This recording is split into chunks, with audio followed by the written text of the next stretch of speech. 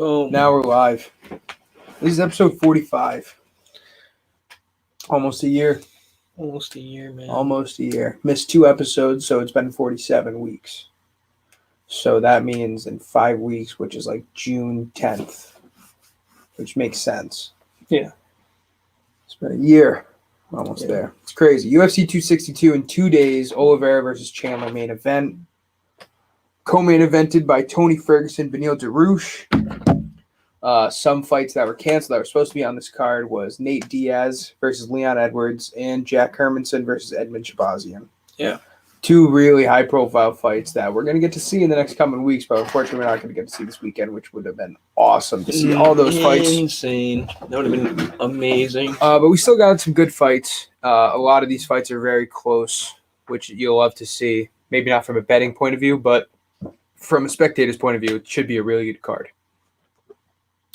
So welcome to MMA Complete Podcast, episode 45, brought to you by Fans Only Sports and Naked Sports. Check out Fans Only Sports on Facebook and YouTube. Check out Naked Sports on YouTube and Instagram. That's naked.sports. Don't look up Naked Space Sports because you're going to find some stuff that's not our brand. Naked.sports. All right.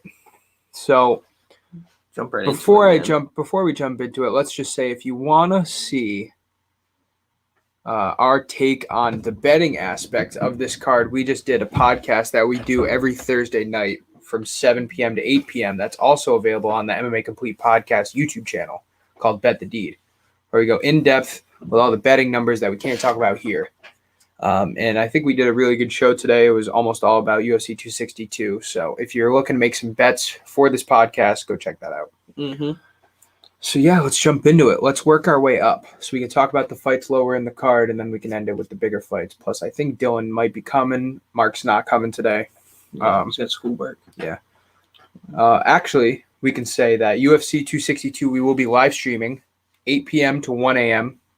on May 15th for the Saturday. So check that out. We'll be live streaming most of the night. We might even stay up a little bit later, talk about some of the pod bets and different stuff like that we always do. We always interact with the fans a lot during the live streams. Staying up later. Probably be cocked. Probably be doing drinking. some shots. Definitely be doing some shots. Special. I still have this bottle of Jack that I have not even opened. So we could do that. Yeah. But yeah, let's jump right into it. So the first fight of the night is a fight that I don't know much about. It's Lutz versus Aguilar. Yeah. Lutz's first fight in the UFC. Okay. I didn't even know that. Yeah, it's his debut. Would definitely see this going to a decision. I don't think Lutz is going to win it. I'm going to go with Aguilar. Yeah, I would go. Yeah. I'm sorry. I am listening. I was just going to look up on the book just to see what it is looking like. So, yeah. Tucker Lutz versus Kevin Aguilar. And you can actually pull it up right here too. It's a weird fight, because it's always hard to predict someone's first fight in the UFC. So it's like, are they really good, or what are they? What are they? You know what I mean? Like, they got to prove themselves somewhere. You know what I mean? A lot of people that lose their first fight, do they get a second chance? Some people do. Yeah. It depends where you come out of. Usually. If you come through the Contender Series, you might get a 2 or 3 fight. Yeah, contract. Yeah. Going upwards in the card, we got Antonia Shevchenko, sister of flyweight champion Valentina Shevchenko, fighting Andrea Lee. Andrea Lee is a little bit more experienced than Shevchenko, and it's definitely Shevchenko's biggest test. Probably going the distance in this fight. Shevchenko, she has the name of it, but she doesn't really have the knockout power of her sister. It's a women flyweight fight. Right. So, Shevchenko probably, how do I see this fight going? Shevchenko just, moving fast and hitting those jab shots, possibly taking it to the ground here and there. Andrea Lee, I just don't think she can keep up. It is interesting, though. Shevchenko, pro debut 2002. 11 fights. Isn't that kind of crazy? That's not Valentina, that's Antonia? Yeah. Okay. That is kind of crazy. She must have taken years off. Yeah. I don't maybe she just only fights. I saw it wrong. Maybe she only fights every 18 months kind of thing. Yeah, I might have read it wrong, but I'm pretty sure. Jordan Wright, Jamie Pickett. Yeah, this is going to be middleweight. This is going to be a good fight. Jordan Wright was 11-0 before he got stopped by. I can't remember who he got stopped by. So Jamie Pickett is the one to lose under 1.5. Yeah, we had said that. Oh, I thought you said Jordan. Oh, no, Jordan Wright. He's the one. He's the one that he hasn't gone over 1.5. Jamie Pickett's the one that hasn't gone over 1.5. I'm pretty sure it's Jordan Wright. Jordan Wright's he's 11-1. What do you mean? I'm saying like he hasn't gone past. Oh, Jordan Wright. Yeah, Jordan Wright hasn't gone past a round and a half in the UFC at least. Yeah, I would. Yeah. So Jordan Wright lost to Joaquin Buckley, who Joaquin Buckley is definitely. I would say he's still right around Jordan Wright's competition range. Yeah. But Jordan Wright, he was kind of fed to the wolves with Buckley, who was on a hot streak at that time, and he got knocked out. Wright makes his second fight or his first fight since then against Jamie Pickett, who is a little bit more of a veteran, had a couple more fights, but is coming off a very bad loss. So I like Jordan Wright for that fight. And I think it's going to be an interesting fight. I think it could be maybe the most likely fight to be ended in the first round, besides Muniz Souza, I would say. One of those fights I think is going to get ended in the first round. So we could see a knockout of the night here. You look like you just hit the wall. No, yeah, I just yawned. Yeah, a little bit. Well, I'm trying not to. Yeah, I'm listening. Right. I think Jordan Wright has knockout potential on Jamie Pickett, and I think that's going to be a really good fight to watch. I think it's going to be an entertaining fight.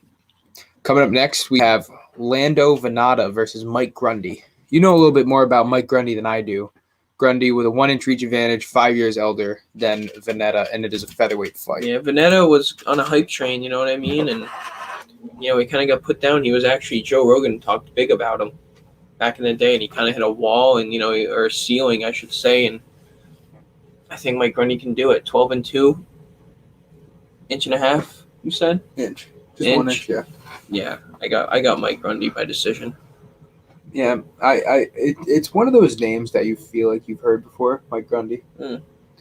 So I don't know if it's because he had a stellar fight or because he lost a fight or because we had just watched a card with him on, but it's one of those names that I feel like I remember. And usually when that's the case, those guys tend to do well. When I just can't remember what it is, I know, but I've heard the name. Yeah. It's always the guys that I don't know well enough to bet on, but I should have bet on them that that win. Yeah. Hey, if Venata had a good camp, I would definitely choose Venata, but by ear, I'm gonna say Grundy. You know what I mean? There you go. All right, Jockery Souza is making a return. We haven't even talked about this much. Jockery Souza. I mean, we saw him in December lose to Kevin Holland, and I know we've been talking about how he's on the downswing, but Jockery Souza is a legend. Jockery Souza has been around so long, and he is a master of jiu-jitsu. And he was a former title challenger, I think. He didn't challenge Anderson. He challenged Chris Weidman, I believe, when Weidman was champ. Or maybe Rockhold. One of those guys. Weidman or Rockhold. He obviously didn't win, but he's still in the game. He's still kicking around, and he's fighting Andre Muniz. Andre Muniz is 20-4, 31 years old, 10 years younger than Ronaldo Souza, and he has a 6-inch reach advantage against Jockery Souza. I think this is a guy that you bet the deed. Yeah. Maybe not bet the deed because Jockery's wrestling is. Yeah. But I like Andre Muniz's chances, and unfortunately, it seems to be that this could possibly be Ronaldo Souza's last fight. Yeah, I just can't ride the hype train anymore on these old fighters, dude, like Donald Cerrone and Jockery Souza. I just can't do it. You know what I mean? Especially when he got knocked out like 4 or 5 months ago, right? Off someone's back. Right. I know it's Kevin Holland, but look at what Kevin Holland did with his reach advantage. Exactly. And you guys are fucking. So that's it for the prelims. And before we go on to the main card, we're gonna take a quick commercial break. So you're watching MMA Complete Podcast episode 45. We're almost at 52. Trying to get to 10,000 subscribers by 52. Make it happen. We're gonna be going live May 15th, this Saturday, for UFC 262 from 8 p.m. to 1 p.m. So definitely come check us out then. We live stream all the pay-per-views. We do it always, usually from 6 p.m. to 1 a.m., but we're catching a Red Sox game beforehand. So Solomon Grundy, this guy, Mark. So yeah, we will be taking a quick commercial break, and you're watching MMA Complete Podcast, brought to you by Fans Only Sports and Naked Sports. Thank you, everybody, for tuning in. Here is I can't even show the other one. All right, so we will be right back.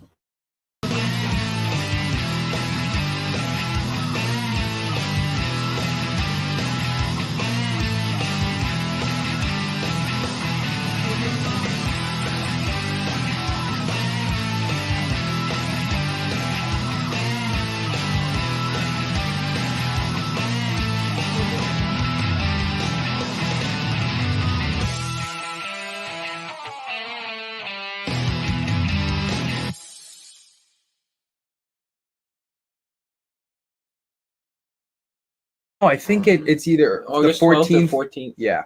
So, breaking news, not breaking, but over the last couple hours, Darren Till will be fighting Derek Brunson in the main event of the fight night for UFC on August 14th. That's interesting. Same weekend as the Tyson Fury Anthony Joshua fight. Yeah. So that's going to be very interesting. That's something I look forward to. Darren Till Tyson apparently Fury all the way. Tyson Fury the whole way. Yeah. And I know Mark agrees. No, definitely. Darren Till versus Derek Brunson is really interesting, though. Yeah. Till was just hurt, so he had to pull out of the fight with Marvin Vettori. Yeah. Right? Was it Vettori? Yeah, because Holland came in short notice. Mm-hmm. So, I mean, if he's healthy, he should beat Brunson. But Brunson's been on a tear lately. Brunson beat two. Been on a tear, man. Brunson beat two of the biggest up-and-comers in that division in a long time. Shabazian was 11-0, kicked his ass, wrestled him. Mm-hmm. Holland was 5-0 last year, and he wrestled him and beat him kind of standing, too. Holland was looking good on the standing, but Brunson just... Holland's head wasn't in that fight either, man. It was fucking... Right. So, I mean... I want to pause. We can talk about this just for a second. We can go back to it. Yeah. But I think there's a chance Brunson wrestles Till and beats him. I think Brunson could do it. Yeah, and, Till's one of those fighters. If he doesn't have confidence, he's not winning the fight. And he said this in interviews before. He's looked for excuses to get injured to not fight. He just didn't have the confidence. And, it's crazy for a fighter to even admit that. But I don't see how... I think he gets a little intimidated by fighters that are on a tear. That could be it. Good. And I think Brunson wins. I think Brunson has at least the power that Masvidal has, which means he can knock out Darren Till. The thing is, we did see Holland stun Brunson a couple times. And Darren Till, he doesn't have the length that Holland does, but he has more power than Holland. Yeah. So, I mean, we could see him drop Brunson. Either way, I think it's a really good fight. So that's August 14th, main event of UFC Fight Night. I believe that's going to be, I think it's going to be right around like 206 because we're almost at 200 already. All right, so going back to UFC 262, we're about to hit the main card. First fight of the main card, Edson Barboza versus Shane Burgos. Edson Barboza, longtime UFC veteran. Shane Burgos, who is only 30 years old, but he has a 13-2 record, versus Barboza, who's 21-9. So a difference in experience, definitely. Even though Burgos is the favorite to win, he has less than half the fights of Barboza. This is a fight that could go either way. We personally like Barboza, but Shane Burgos definitely belongs there, and there is reason why he's the favorite. He just lost to Josh Emmett, who's not he's a good fighter. He's top 15. He's like borderline 15. But before that, he did beat Cub Swanson, who we did just see lose to Giga Chikadze in pretty crazy fashion. Was that the same? No, it's a different fight, different weight class. No. Cub Swanson. That's the guy who Chikadze just kicked in the liver. Oh, yeah, that's right, yeah. Which, by the way, we didn't even talk about that. We can talk about that card. Yeah, I know. So, so Barboza Burgos, that's going to be, it's going to be a close one, but I like Barboza for the experience factor and for the fact that he has great kicks. Yeah. I think that he could knock out Burgos, potentially. You want to talk about your boy, Matt Schnell? Matt Schnell, I just got faith in him. I don't even really know much about him. I just know that he's good at what he does, and I think it's going to be by decision. And also another reason why I think he's going to win is that Bontorin, is that his face? Is taking this fight on short notice. So that was the reason that you had said. That's right. So Rogerio Bontorin versus Matthew Schnell in the bantamweight division. Matt Schnell 15-4. Rogerio Bontorin is 16-3. Okay, that's where I remember him from. Kai Kara France was the guy that was getting his ass kicked and then out of nowhere knocked out a guy in UFC 260. Okay.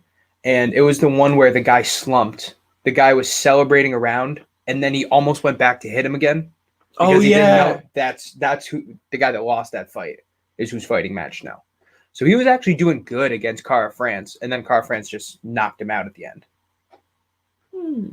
Not to say that he could beat Matt Schnell, but he's fighting already, huh? From March, and he got knocked it was out. 259. It wasn't 260. I thought it was 259.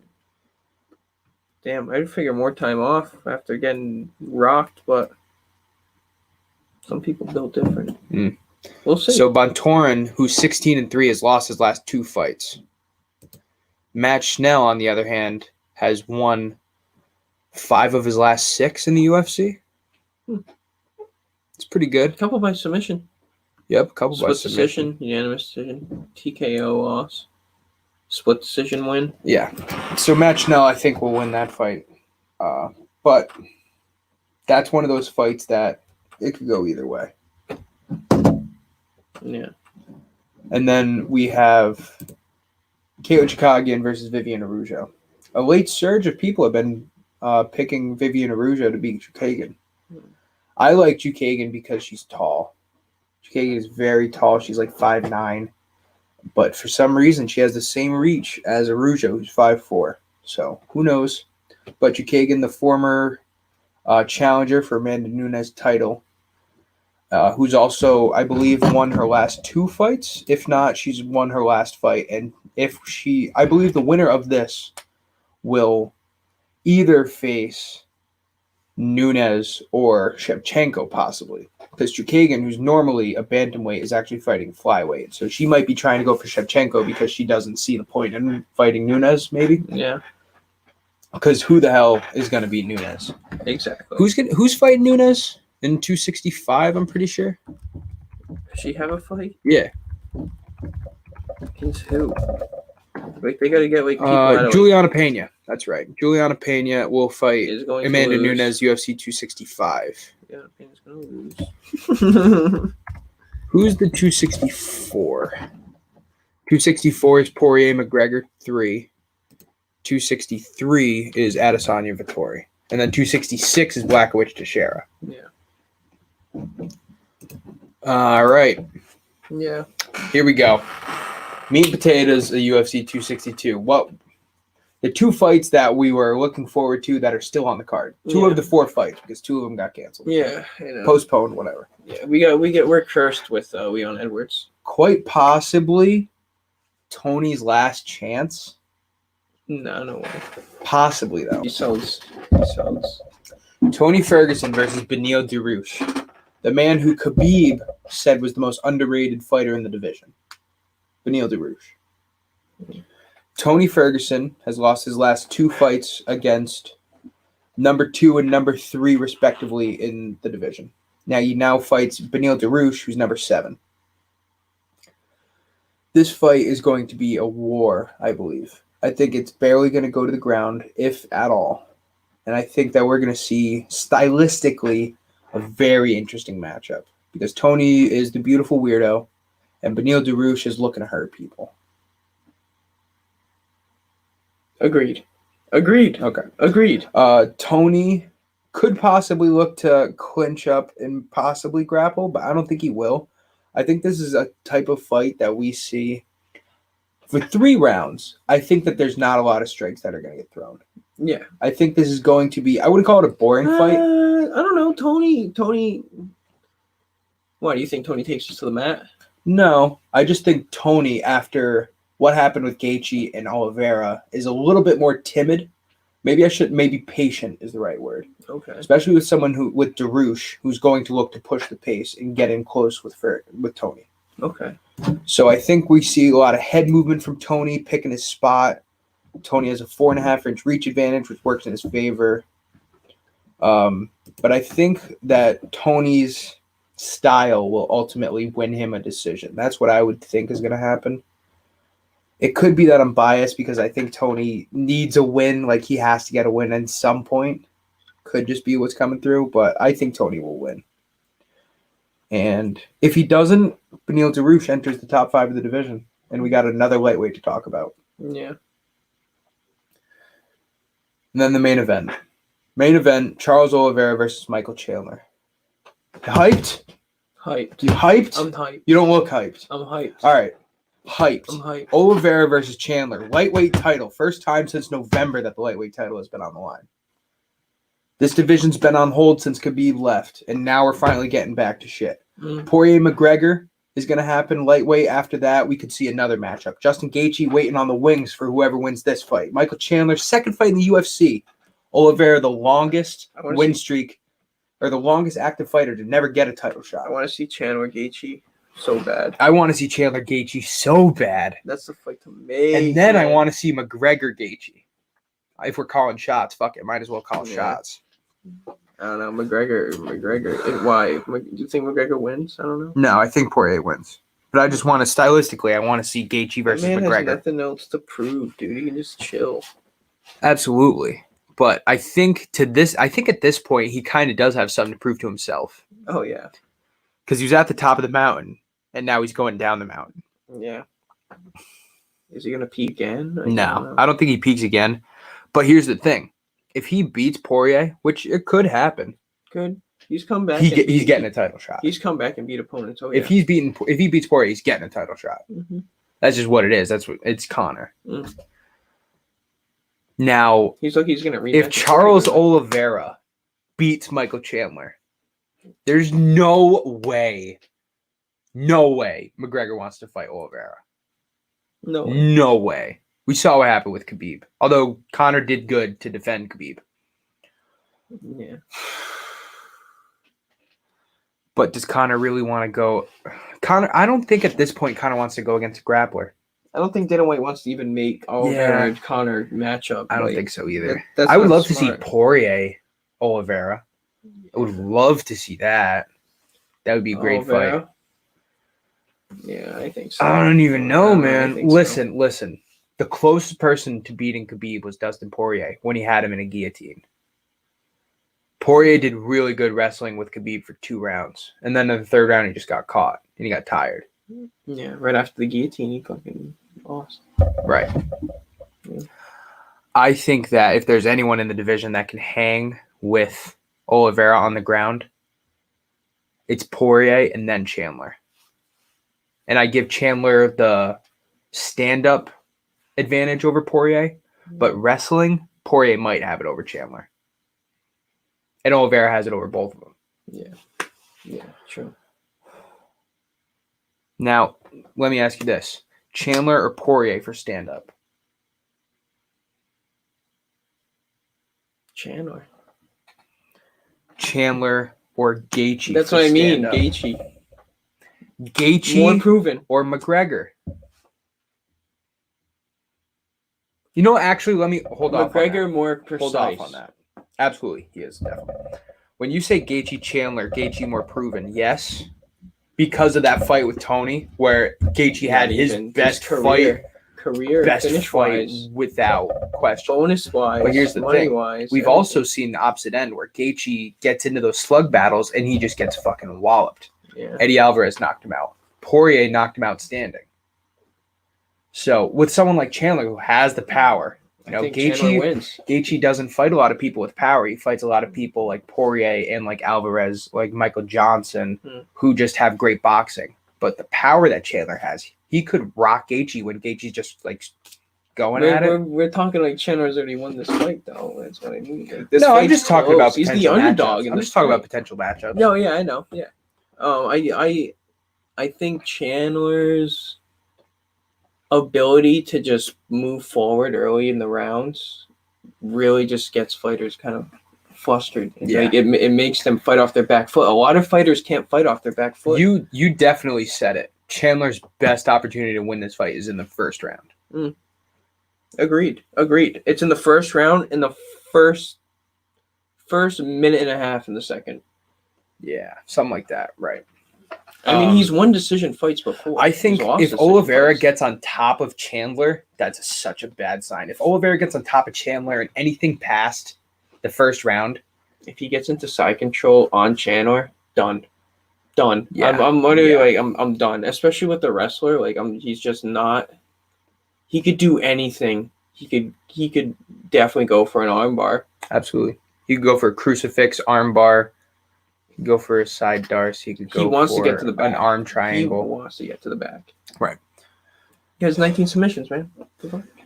14 in the UFC alone. Yeah. And he's got his third-degree black belt when this fight got announced. Oh. You think there's any possibility that this fight was announced and his sensei was like, third degree? Like, yeah, you were in the third degree. He did win a jiu-jitsu match not too long ago by points. That makes sense. I completely believe that. Maybe like a couple years ago. Right. This fight is so intriguing. It's just the matchup. Yeah. Chandler versus Oliveira. You got one of the most unknown explosive fighters in the UFC versus one of the most known, credited submission artists we've ever seen. Yeah. So it's just two completely different matchups. Oh, Mark thinks Tony all the way. He can control on the ground and on the feet. I don't know about that. I don't know if Tony can control on the feet. Don't sleep on Darush, man. Listen, Darush's got some knockouts. We said that about Gaethje. We said that Tony would have the stand-up and on the ground. And Tony had neither. Well, no, you can't say that. That's It is a bad example, but I mean, they agreed not to go to the ground. We did say that, though. They agreed not to go to the ground. If that fight goes to the ground, 100% Gaethje loses. Not 100%. Because we haven't even seen Tony on the ground in a long time. And so what happened when he was? And we haven't seen Gaethje. We haven't seen Gaethje on the ground besides Khabib.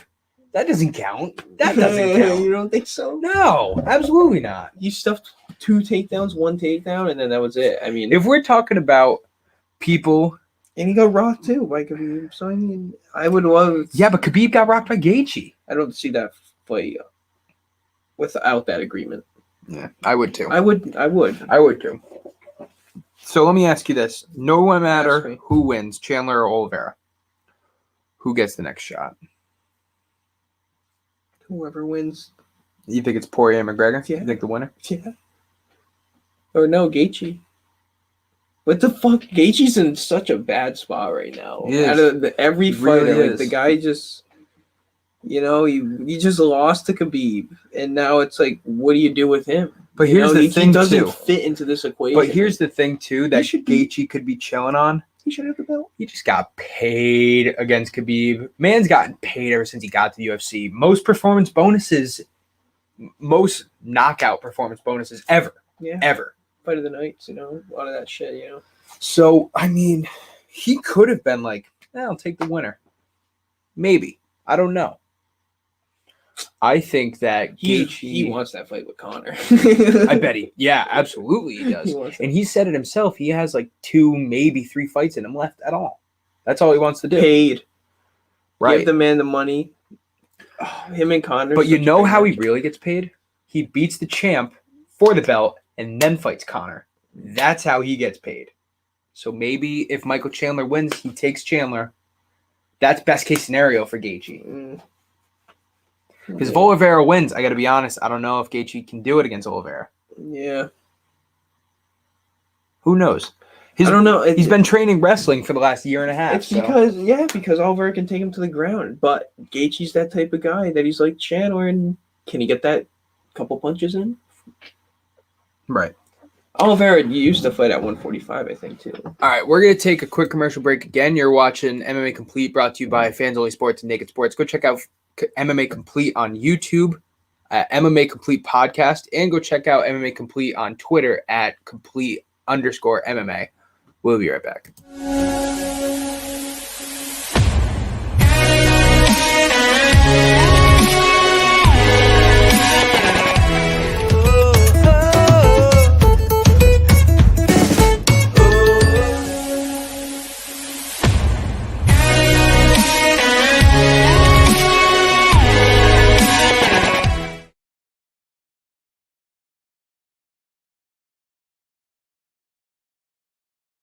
Yeah, Want to have a coffee? Maybe a coffee. Yeah, it could. Boom, we're live. We were just talking about the lightweight division.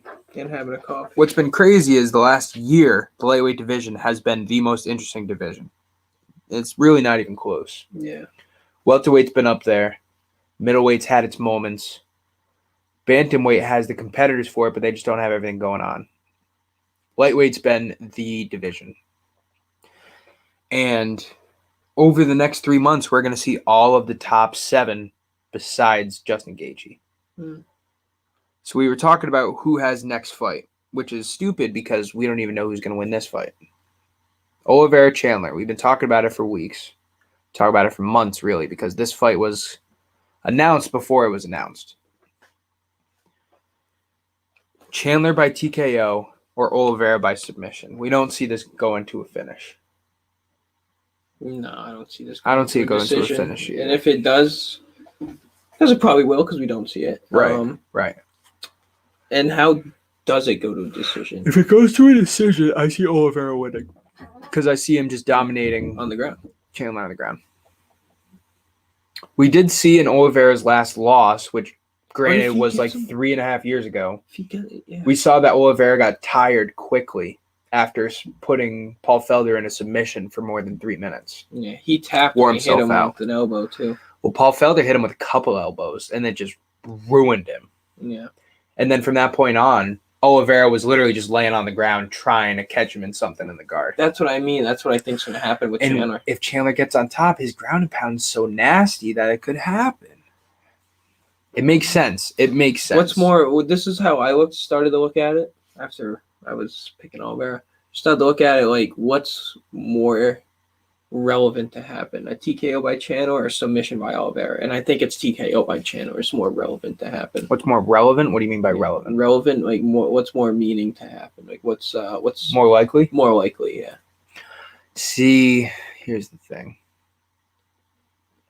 You just don't see a lot of submissions in the UFC. They're tough. He's a wrestler. He's well grounded. He's got good balance because he's a wrestler. But Oliveira, he's been doing it since he's 12 years old.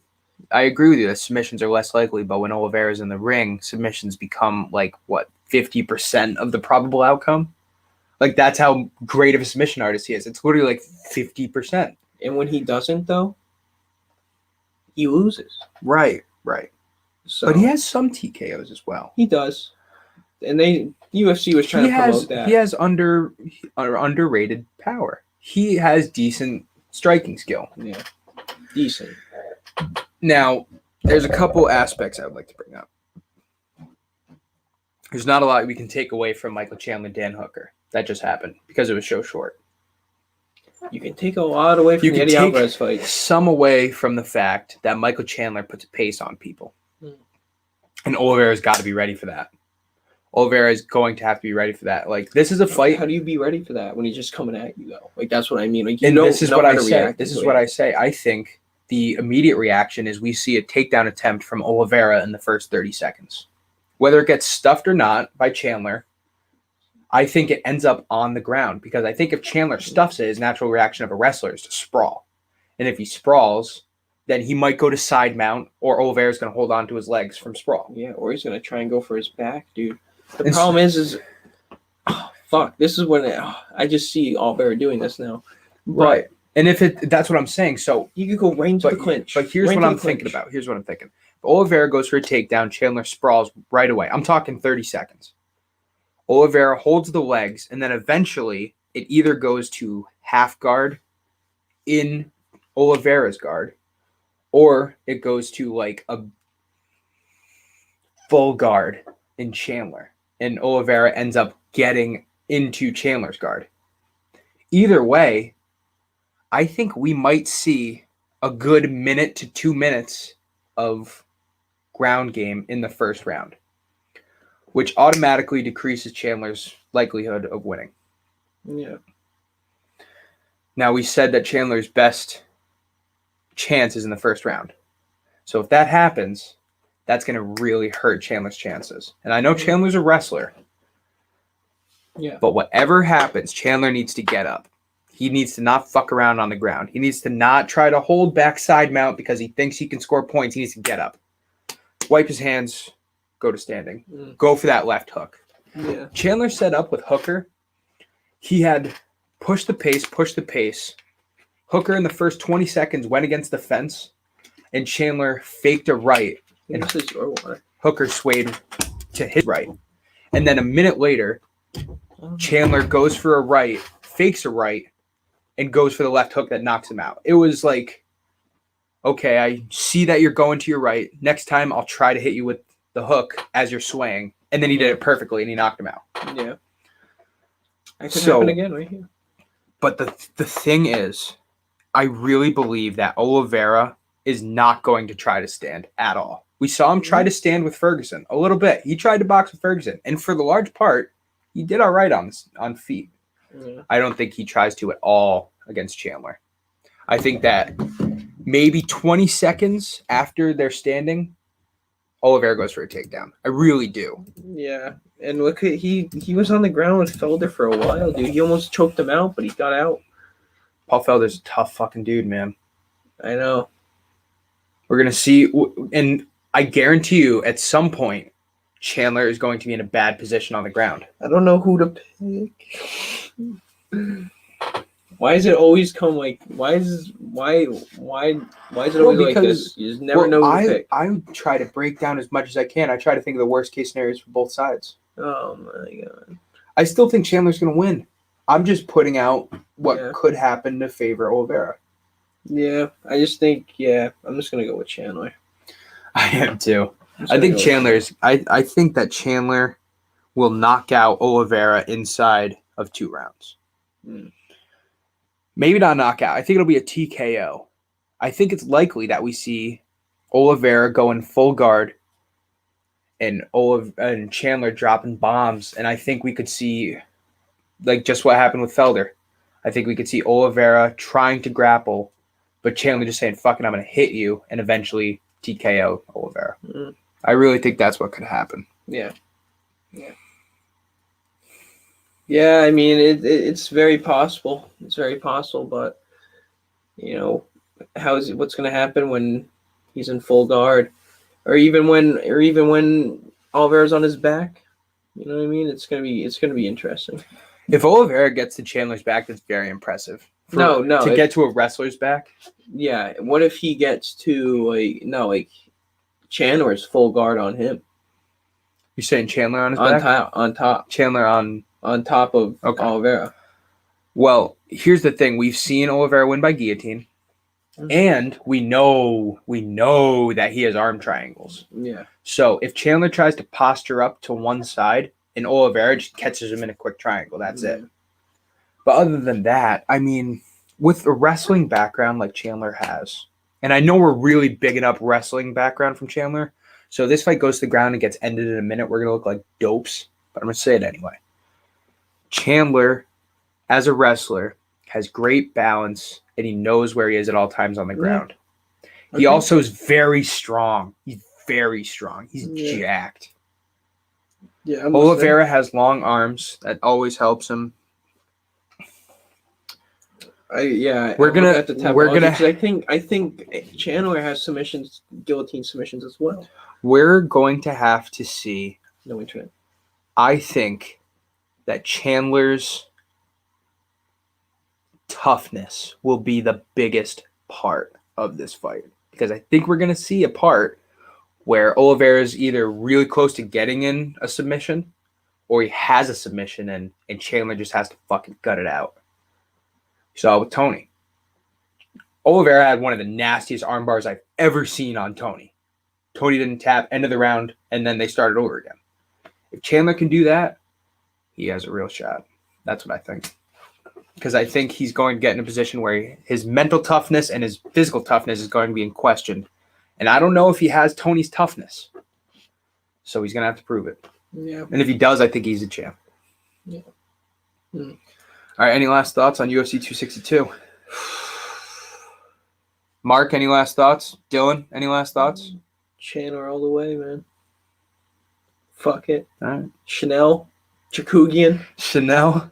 Oh, yeah. Chanel. Shell or whatever. We're going Gucci. We're going Chanel. Yeah. We're going Supreme, Louis. We're going to Boston. Fuck it. Yeah, fuck it. Mimosas and eggs. Mimosas and eggs. There you go. Legs and eggs. Legs and eggs. There we go. It's a strip club breakfast place. No, I'm all set. All right. Definitely get some bacon. We're going to get out of here. Next time you see MMA Complete, we will be live streaming live reactions for UFC 262 from 8 p.m. to 1 a.m.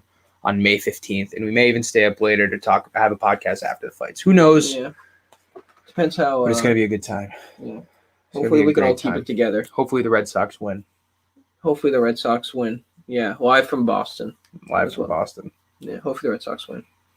Maybe we can do the podcast from like Fenway. We can just their Jumbotron. We can just watch the fights on. We can just sit on. Imagine that. We can just sit on home plate. Yeah, sit like right behind the mound. You know? What the fuck? Have the umpire behind us and shit. Yeah. All right, nuts. We're gonna get out of here. Thank you everybody for tuning in, and tune in this Saturday wherever you're watching this. MMA Complete YouTube, Fans Only YouTube, Naked Sports YouTube, Fans Only Sports, Facebook, all that shit. We're out of here. UFC 262, Chandler all the way. All the way. Bet the deed. Bet the deed every Thursday at 7, MMA Complete every Thursday.